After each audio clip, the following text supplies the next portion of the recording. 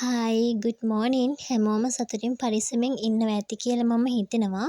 ඉතින් අපි මේ උදෙන්ම ලෑස්ති වෙලා යන්නේ හස්බන්ඩ්ුයි මායි බබයි හස්බන්ඩ්ගේ අම්මයි.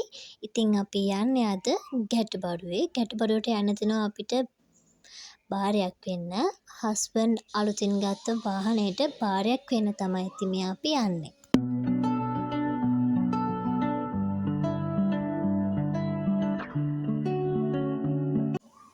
දැන් වෙලාව උදේ 8:40 විතර වෙලා. ඉතින් අපි උදේ පාන්දර නැගිටලා ගෙවල් මොප් කරලා කහදියර ඉහළ තමයි ගැටබරු යන්නේ. මොකද ගැටබරු යනවා නම් අනිවාර්යයෙන්ම පිරිසිදුව යන්න ඕන. ගැටබරුව කියන්නේ ගොඩක් අනුහස් තියෙන තැනක්. ඉතින් ගැටබරුව කියන්නේ ලංකාවේ අනුහස් තියෙන සිද්ධස්ථාන අතරින් එකක්.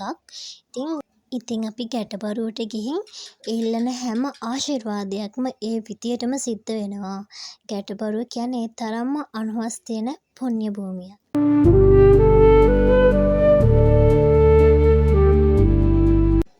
අපි ඉතින් හැමදාම වගේ ආවම ගැටබරුවට පූජවට්ටිය ගෙනියන්න පළතුරු ගන්නේ දෙව්මිනි කඩෙන්. ඉතින් අපි පළතුරුත් අරගෙන මලුත් ගත්තා. මලුත් අරගෙන අපි මේ යන්න හදන්නේ ගැටබරුවට.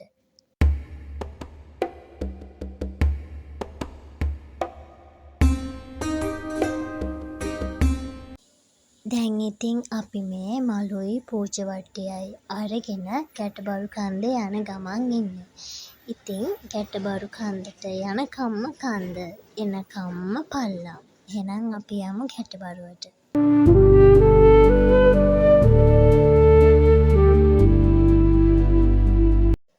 ඔන්න ඉතින් අපි ගැටබරුවට ආවා. අද නම් සෙනඟ අඩුයි. වෙනදට නම් වාහනවත් දාන්න ඉඩ නැහැ. ඒ තරම් සෙනඟ. මොකද සතියේ දවසක් නිසා සෙනඟ අඩුයි. සතියේ අන්තිම නිවාඩු දවසට නම් සෙනඟ ගොඩක් ඉන්නවා. පූජවට්ටිය ඉතින් මෙතනින් තියුවා. නැත්තම් ඉතින් ගියපු අය නම් දන්නවා වඳුරන්ගෙන් නම් බේරගන්න එක නම් බොරු. ඉතින් අපි පල්ලෙහා ධාතු මන්දිරේ වැඳලා උඩ මළුවට ආවා මල් පහන් පූජා කරන්න. පල්ලෙහාත් මල් පූජා කරලා ආවේ. ඉතින් ධාතු මන්දිරේ නම් මේ ෆොටෝස් වීඩියෝ ගැනීම තහනම් කියලා තියෙනවා. ඉතින් එහෙම තිති ගන්න බැරි නිසා මං වීඩියෝස් ෆොටෝ ගත්තේ නැහැ.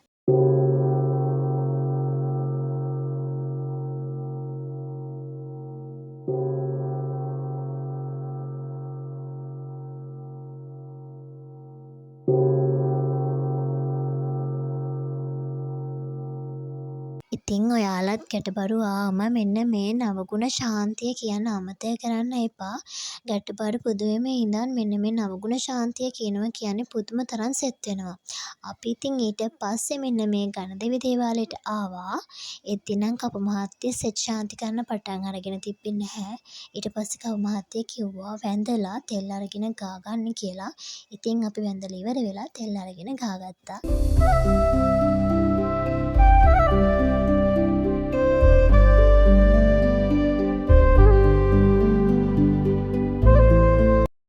ඉතින් අපි වැඳලා ඉවර වෙලා පහලට ආවා.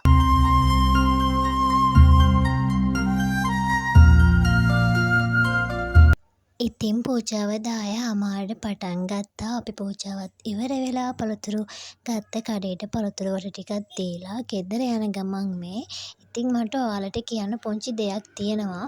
ඔයාලා ගැටබරුවට යනවා නම් මොන යම් දෙයකට හරි ඒ කියන්නේ ඔයාලා ඕලෙවල් යන්න බලාගෙන හරි රට යන්න හරි මොකකට හරි මම ඔයාලට කියන්නේ ගැටබරු ගිහිල්ලා පූජවට්ටියක් පූජා කරලා මට අක දෙන්න මට මේක දෙන්න කියලා ඉල්ලන්න එපා.